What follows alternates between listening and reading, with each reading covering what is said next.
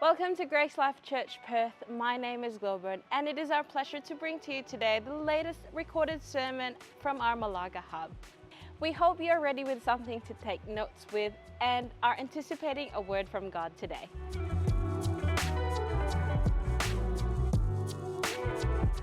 Good morning. Happy Mother's Day to all the mums.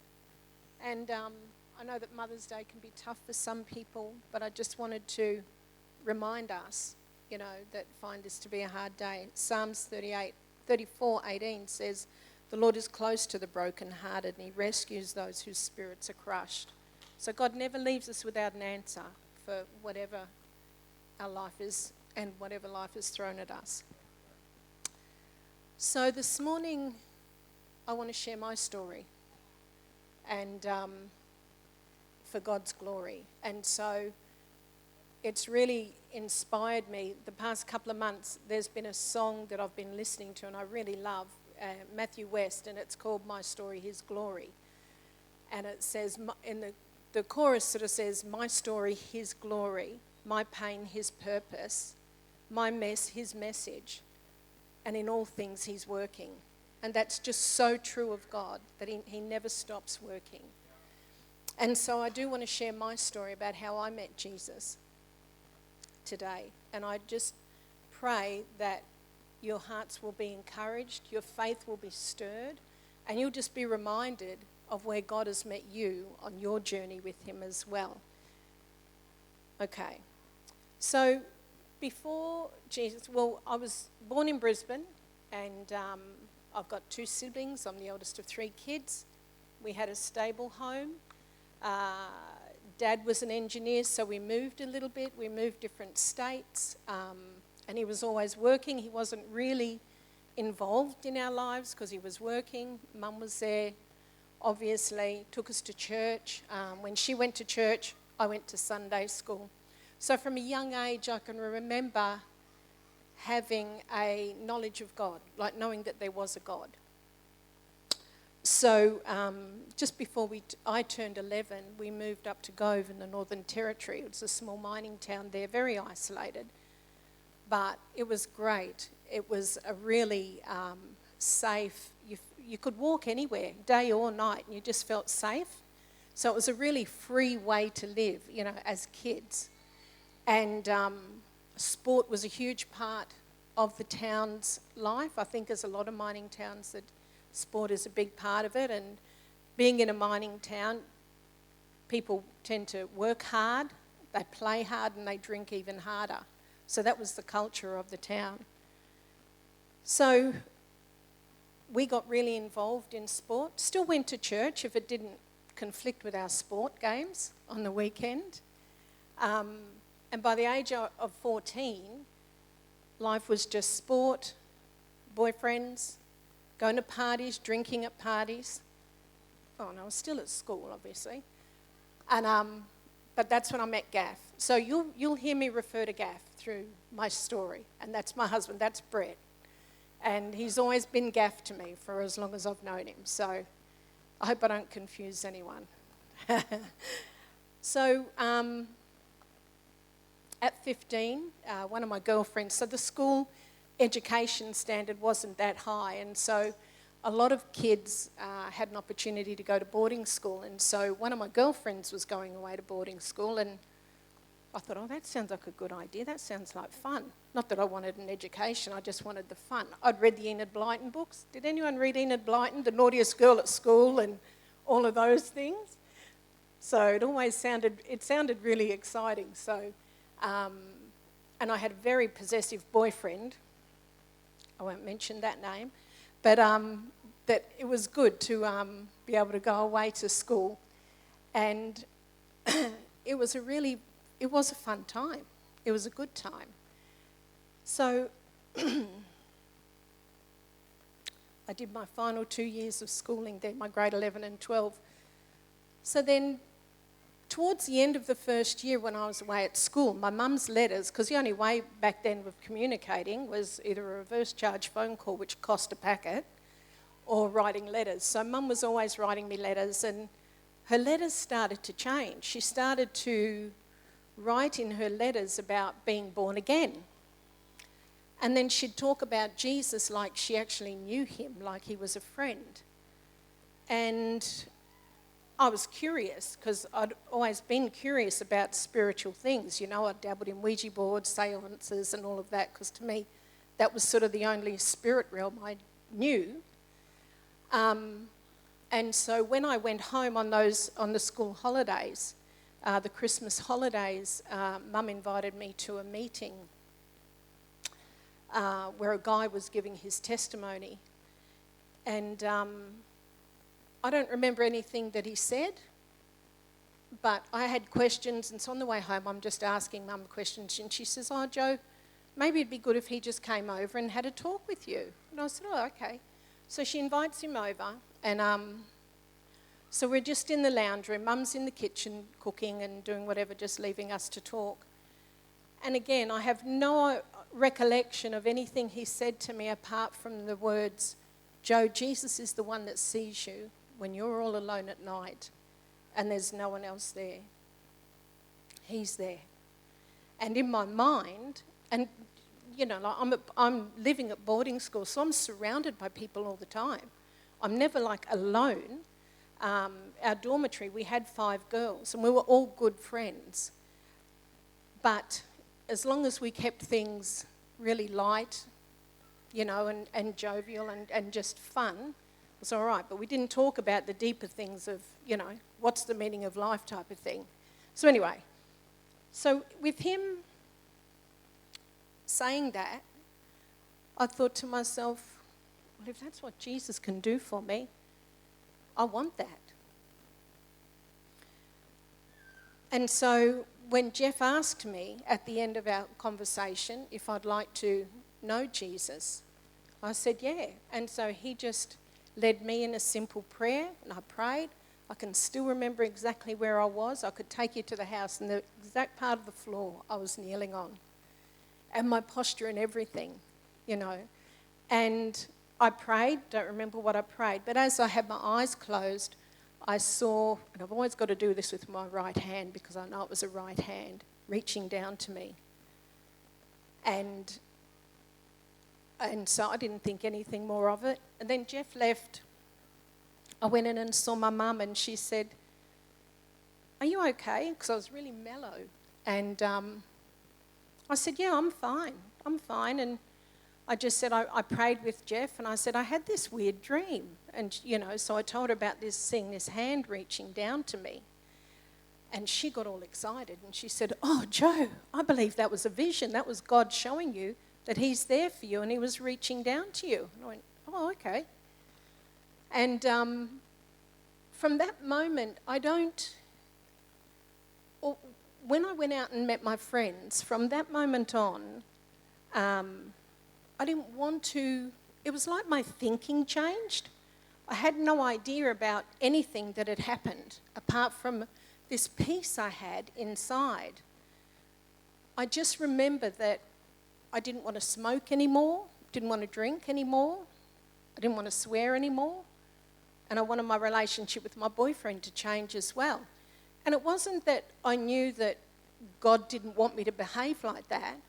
It was more the fact that, well, if I'm doing this behind Mum and Dad's back, then maybe God wouldn't want me to do it either.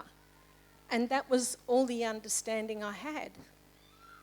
And so I went back to boarding school, so this is the start of year 12, and my girlfriends couldn't get over the change in me.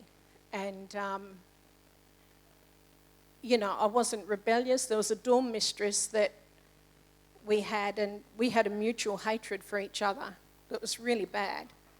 And we would provoke each other the previous year. And anyway, so this year started off just the same. She wanted to provoke me, and I wouldn't bite back. And I remember one night her just being particularly cruel about something when I'd been trying to show her that I wasn't like that anymore. And I was in my room and in the dorm, and I was just silently just crying and saying, "God, I don't know how to explain to her that I'm different." And the next thing, there was a knock on the door, and she came and apologised. And just little things like that, how God would show me that he was there.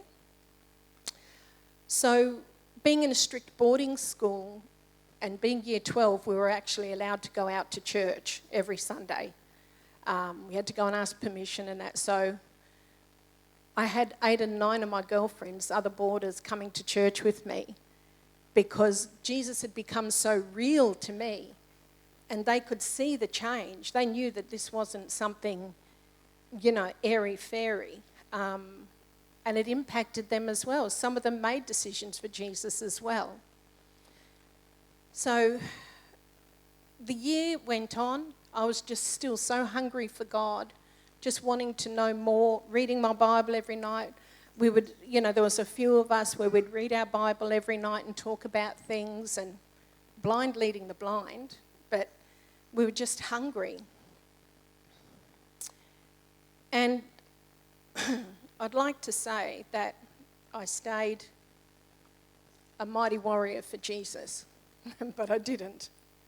And I found it hard with not knowing how to grow, how to be a Christian. There was no one around to show me. I didn't have access to any other older believers at all. Even with the youth pastor of a local church that, we'd reached out to, we weren't allowed to go to the youth group or anything like that, being at school. So I didn't stay strong, and after a few months I was back in my old sin-filled ways, and worse. And it wasn't that I didn't love God anymore. I did. I loved him still, but I just didn't know how to live for him. And it really showed me the importance, like now when I reflect back, the importance of Christian community and how valuable it is and how much we do need it. So at the end of the year, I finished school, and our family moved to Queensland. They didn't want to send my brother and sister away to boarding school, so they thought the best thing, and also Mum and Dad had gotten saved and they wanted to grow in God as well. And so they wanted to go to a church, specific church in Brisbane. So our family settled in Brisbane. Gaff moved to Darwin with his job, and we didn't really keep in much contact for the next probably 6 to 8 months.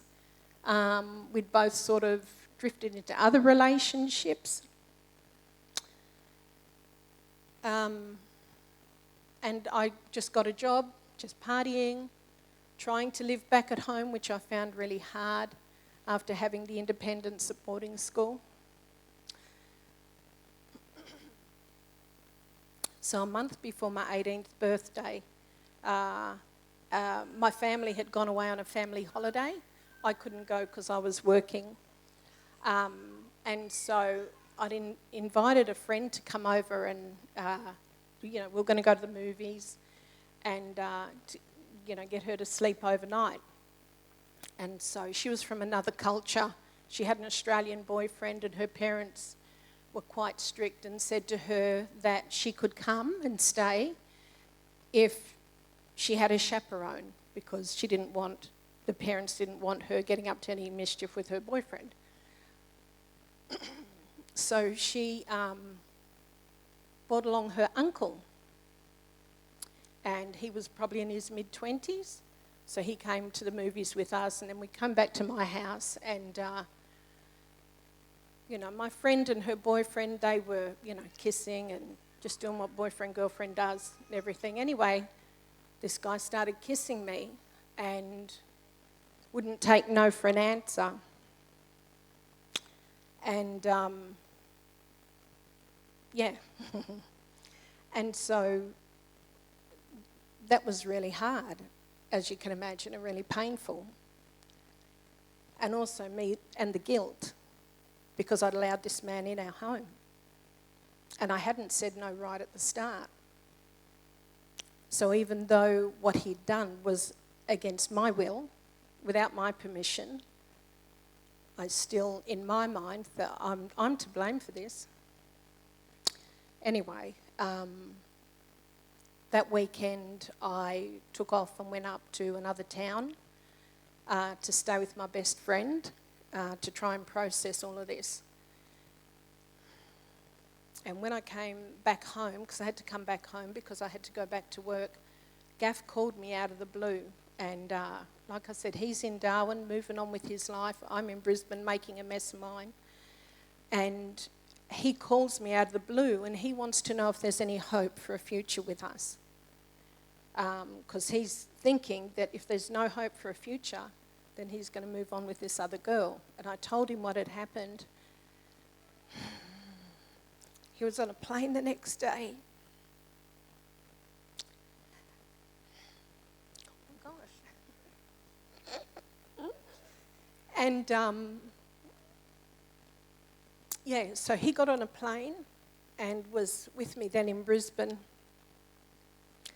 And I made the decision then to move back to Darwin, or to move to Darwin to live with him and be with him.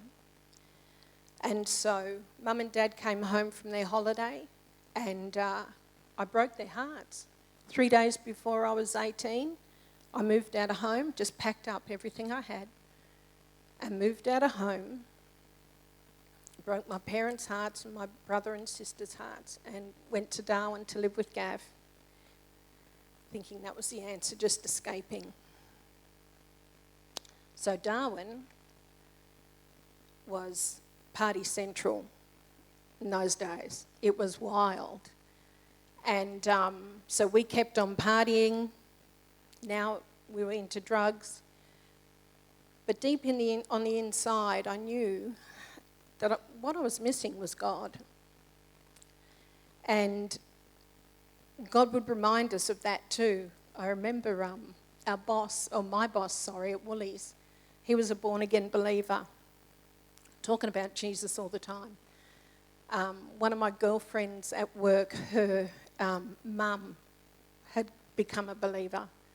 And then even our flatmate, he got a girlfriend, and then we find out his sister's a believer as well.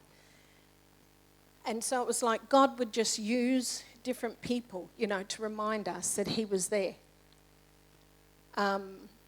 And the bizarre thing was that even when, we'd be stoned and I'd be witnessing to our friends because I knew God was real. Like, that had never left me. But I knew I just was choosing to not live the way he wanted me to live and in communion with him. So, July 82, we get married. We get married in Gove. We'd always planned on getting married, even from dating from such a young age. And so my parents didn't come to our wedding. I had no family at our wedding, but I was okay with that. I knew that I wasn't living the way Mum and Dad wanted me to live. And so that was okay. Our relationship was quite strained when I'd call. It was because I'd really hurt them, and I knew that. So that was July 82, and then come forward to October 82, and we receive a letter from my mum, and in the letter,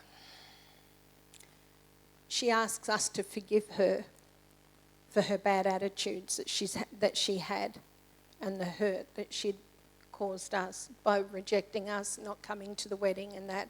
And I couldn't believe it. I was like, to me, she had nothing to apologise for. I was the one that had hurt her. And so a healing began then.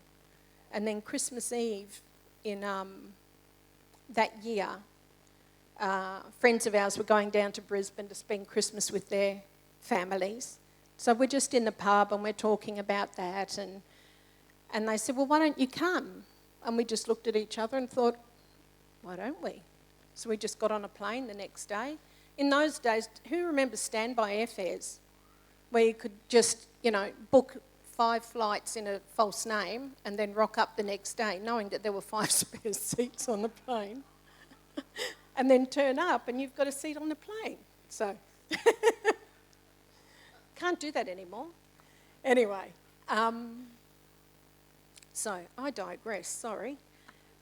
So we turn up at my parents' place, and it was either Christmas Eve or the day before Christmas Eve, whatever.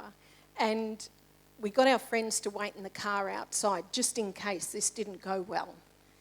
And we had to run. And so I knocked on the door and I walked in, and lucky my dad was sitting down because it would have floored him, like the look on his face. He just couldn't believe it. And Mum was in the kitchen. She just ran through and just hugged me. And that whole weekend, they just loved us unconditionally. There was no judgment. There was no, why did you do that? There was no, what are you doing with your life? There was none of that. They just loved us. And when we were there, because it was only for that short weekend, and I thought I might be pregnant, and I was petrified. There was no way I was going to tell my mum that I thought I was pregnant. I'm 19. I haven't even got my life together, let alone bringing a child into our relationship. And so I didn't say anything. Anyway, when we got home and it was confirmed that I was pregnant, I called her and told her, and she was just so happy. And she said, "Joel, I'll tell you one thing. You will never stop me telling my grandchildren about Jesus." And my heart it was like it leapt inside, because I wanted that, because I knew that Jesus was the one he was safe and he was security. And so as the time went on in my pregnancy, I found that I couldn't party like I used to because I felt so ill. So, drinking it was just awful. Couldn't even smoke without feeling sick. It was awful. Anyway, so we've got this pre-planned trip to Bali, all booked. We're living with friends because we're going over to Bali. And so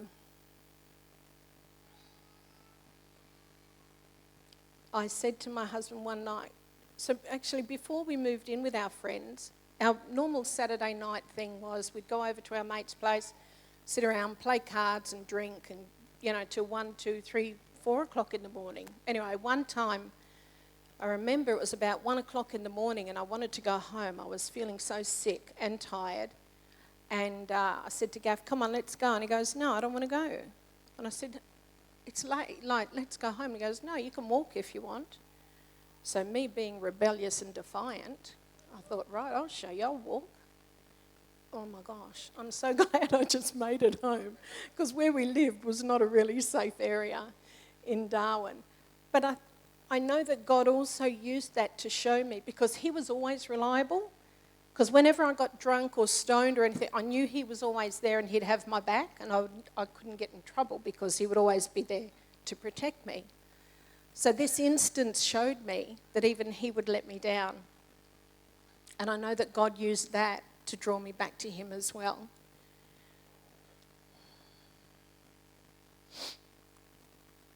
So then we go to come March, and we've got this holiday planned. So we're living with these friends. And I go up to bed because I'd just had enough. I was feeling really sick, and I was just empty and sick of the life we were living. And when he staggered up to bed, I said to him, "Something's got to change." And he just grunted in his stupor and rolled over and went to sleep. But in the morning, he wakes up and he says, "Let's go to church." And I'm like, "Really? What? Really?" And I said, "Well, where? What church?" And there was this, like the local Four-Square church. It was a A-frame building, so it was a really unusual sort of building. And I was always curious about, what went on there, and I'd ask some people at work what sort of church it was and that. So we went there, sat in the back row, and I don't remember a word. But then when the call for salvation was given, up goes his hand, and the next thing he's down the front. And I'm just weeping and full of, I just can't believe it, that he's gone and done that. And I'm just saying, God, I'm so sorry that we've waited so long.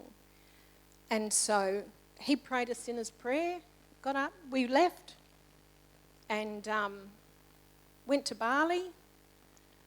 And while in Bali, I remember one morning I'm walking along Kuta Beach, and again, I could take you exactly where I was. And I'm just walking along and I'm just talking with God, and I knew this is an all or nothing decision to follow him. And so when I got back to the room, and Gaff was, he had barley belly and that, but I said to him, if we're going to do this Christianity thing, it's either all in or not in at all. I'm not going to play Christian. We're not playing Christian. I can't do that. And so when we got back to Darwin, and he was of the same mind, he felt the same. When we got back to Darwin and we went along to the church, and at that time, so now we're talking 1983, and it was like the tail end of a revival that God was doing up north there. And there was lots of young people coming in and getting saved. And over the months and, the weeks and the months and the years, we celebrated weddings, celebrated babies being born, celebrated each other, fulfilling the destiny and the calling that God had put on their lives and our lives. And we were just family. And it was really good and really healthy. And we lived happily ever after. Not. Because now, and everyone thinks, don't they? We get saved and then that's it. Everything is rainbows. Nuh-uh-uh. So now we're confronted with our marriage. We're confronted with our baggage. We're confronted with our mess. And so, okay, Joe, what are you going to do about it? Because for me, there wasn't an out. And so I thought, okay. And the amount of times I can remember crying into my pillow, in my time with God, my devotional time with God and praying. But I spent more time screaming and crying into my pillow so no one could hear me. Otherwise, I would have thought I was being murdered. But just out of the frustration of now I've got to live this life, but how? And so one thing that really did help at that time was there were ladies who were older in the faith, like they'd been Christians for 2 years, and I thought, whoa, you must know the Bible backwards. Like that was just incredible.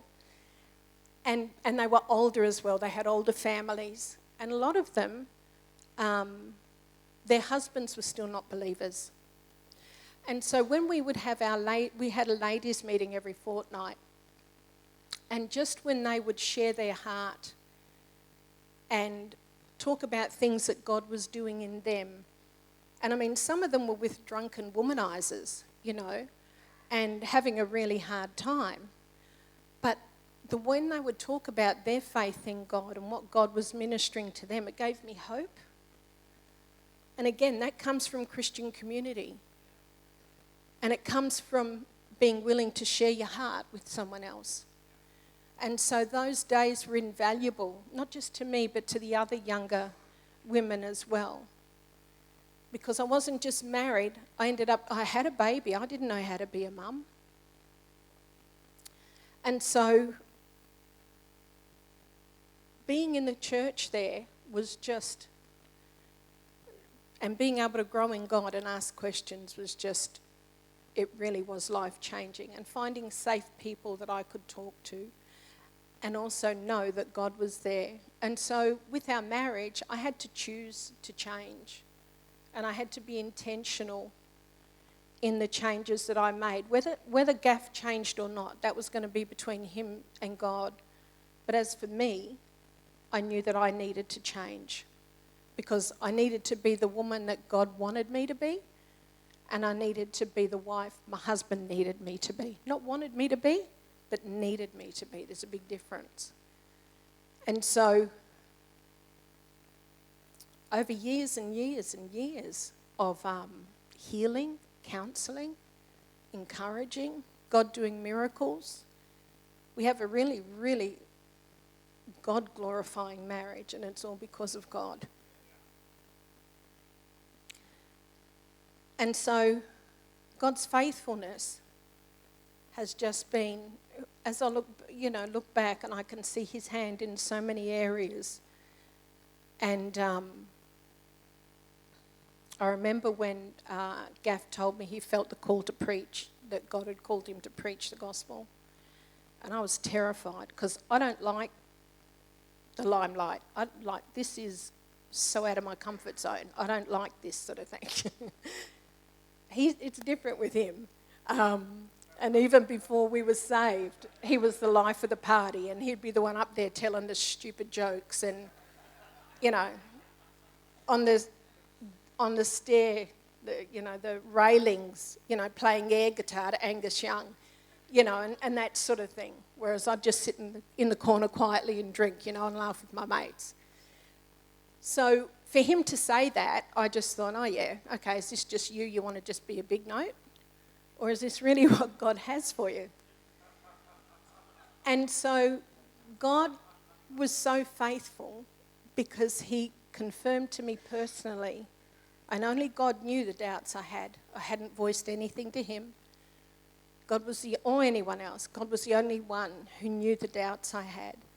And yet I remember, and I can take you again, exactly where I was in church, and a prophecy came down and there were words, and they just spoke to my heart and confirmed it to me that this is what God had for our lives. And so then we grew in that, and that was the path that we then started to set our minds to, and our hearts to. And so we went and we pioneered a church in Townsville, 1986. We had 2 children then. They were exciting days. We saw incredible,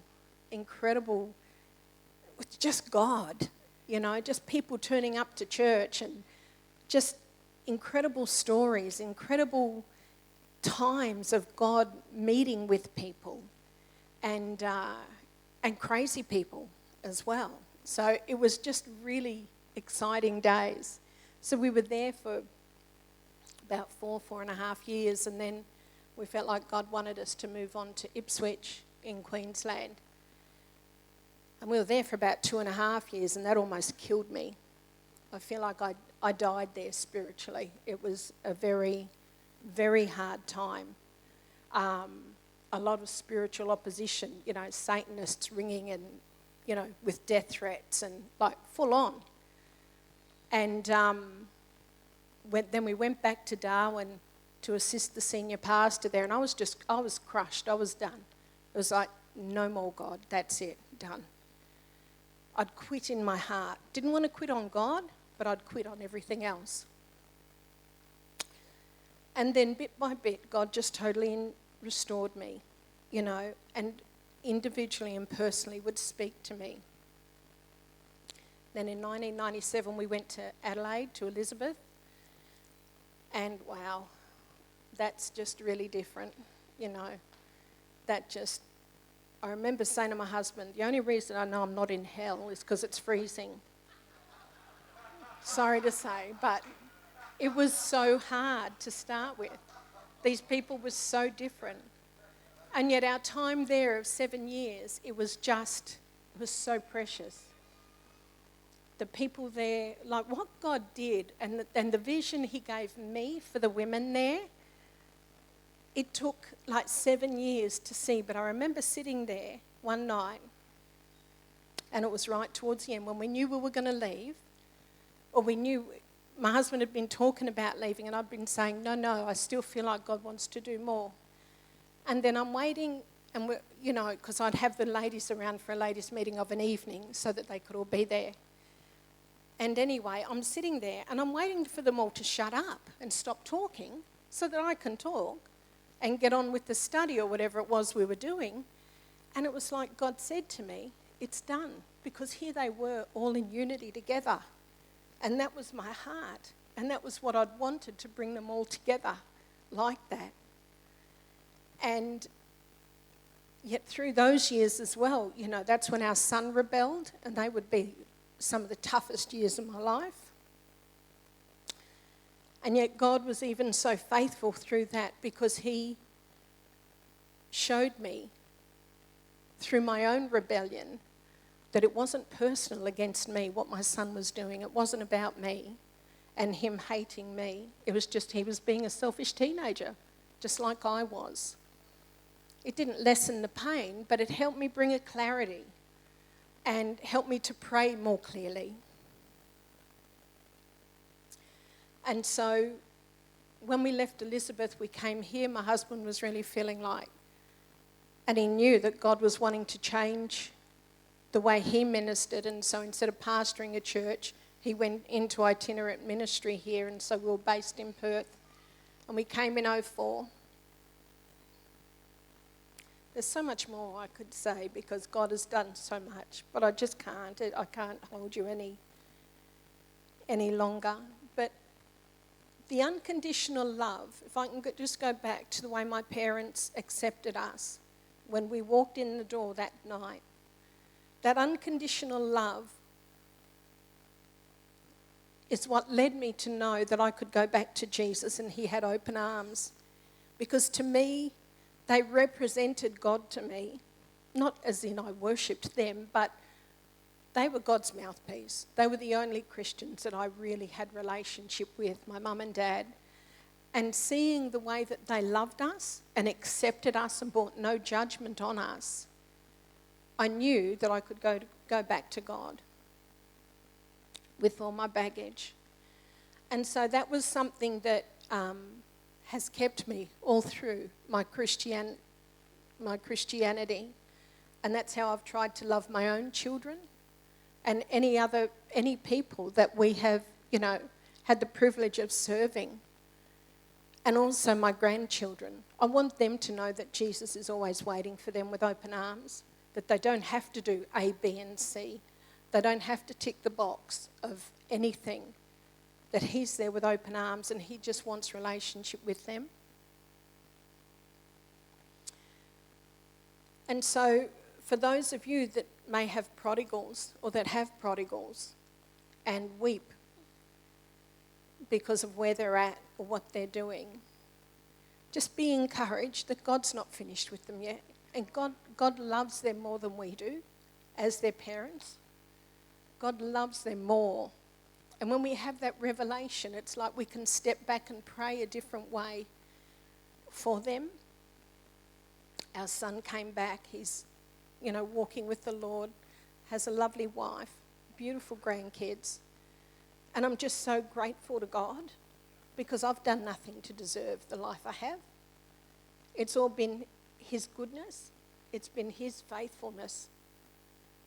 And the one thing that I really enjoy about being older is the fact that I get to look back and I get to see God's hand and where he's guided me, where he's led me, where he's healed me, where he's done restoration. And so today, please, he's not far away. And more than anything, he desires a relationship with you too. I am no one special, like I said, but the contentment and the purpose and the hope that he's given me, he wants that for all of us. And if I can just finish with Colossians 2:6 and 7, it says, "And now, just as you accepted Christ Jesus as your Lord, you must continue to follow him. Let your roots grow down into him and let your lives be built on him. Then your faith will grow strong in the truth you were taught, and you will overflow with thankfulness." If I can say anything, I know my heart overflows with thankfulness for what God has done. Amen.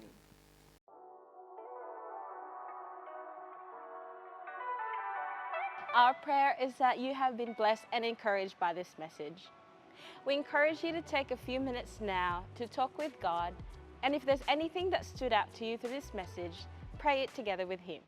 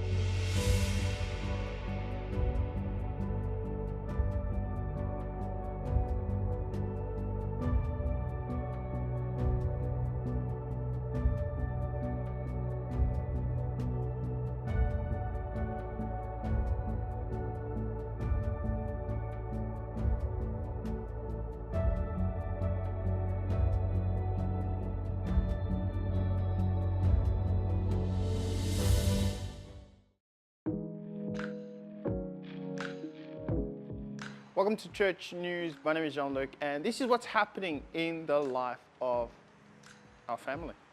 There are so many opportunities for growing as a follower of Jesus here at GraceLife, and one of those specific ways is through life groups. Great setting for growth, for discipleship, and getting to know people beyond a Sunday. I want to encourage you to become part of a life group if you haven't yet joined one. You can see a list of active life groups throughout the GraceLife families in the Perth locations at gracelife.com.au/life groups. Happy Mother's Day. Stay around after the service for something special that we've prepared for you. And we want to honor you and say thank you for all that you do, whether you are a biological mom, spiritual mom, adopted mom. We want to say thank you. Thank you for every single little bit that you do. It matters, it changes lives on a daily basis. So I want to encourage you today, and we want to celebrate you for the incredible role that you play in our lives. And to all men at GraceLife, young and old, I want to encourage you and invite you to come to the breakfast that is going to be held at the end of this month in our Malaga hub location. It's from 8 a.m. to 10 a.m. We've got a guest speaker who is coming to minister, Pastor David Welch. He is a seasoned minister. You do not want to miss out on what he has for us men to engage with. So we'll see you there. Make sure you sign up at the information desk. It's $10 for catering, and look for somebody that you can pay for breakfast for. It's pretty cheap. One of the precious ways that we get to contribute as part of the family here at GraceLife is through the various teams that we can be part of. You know, all of us have something to bring. And one of the things that we like to do as well for all our team members, and even those who are aspiring to be part of teams here at GraceLife, is we gather together once every 2 months to share a meal with one another for vision, for worship, and to just celebrate what God is doing across our GraceLife family. Our next team night is coming up on June the 4th. So make sure to RSVP. Just let us know that you are coming. We'd love to put on a dinner for all of us, enjoy one another, and enjoy especially what God is doing together. So come on, invite somebody, team leaders, invite your team members, and make sure that they're there for that night. Can't wait to have you there. With many people struggling a little bit more with face-to-face relationships, this is a great opportunity for GraceLife as a family to be part of the solution. How, you might ask? Leading well is one of those ways. Maybe you're feeling like you might be able to run a small group, and so we want to equip you and we want to give you some tools that you can use to better facilitate small groups. So if you'd like to know more about this, head on over to the information desk, or you can go to gracelife.com.au/train for more info on this specific course that's coming up. We'd love to get as many of us trained and equipped, ready to be able to, God willing, lead a small group. And if what you just heard sounds really good to you, your next step is to actually go to the information desk. Put your name down, let us know you'd like to be part of this. We'd love to get as many people trained up to be able to facilitate small groups in anticipation for what God is doing among us. One of the other many ways that we do contribute to the family here at GraceLife is through our giving. And we want to thank you if you've been part of the journey with us for your ongoing generosity. If you haven't yet, I want to encourage you to join us in this very great joy of giving, this act of worship. There's so many ways that you can do that. One of them is through the giving boxes at the back of the auditorium. There are cards above the boxes that you can pick which way you want to give, or the information desk. If you would like any more information, feel free to check out our website, our socials. Most of the things are on there, and don't forget to turn on your notifications if you are part of our Facebook group, so that you get those notifications as soon as something is posted on there.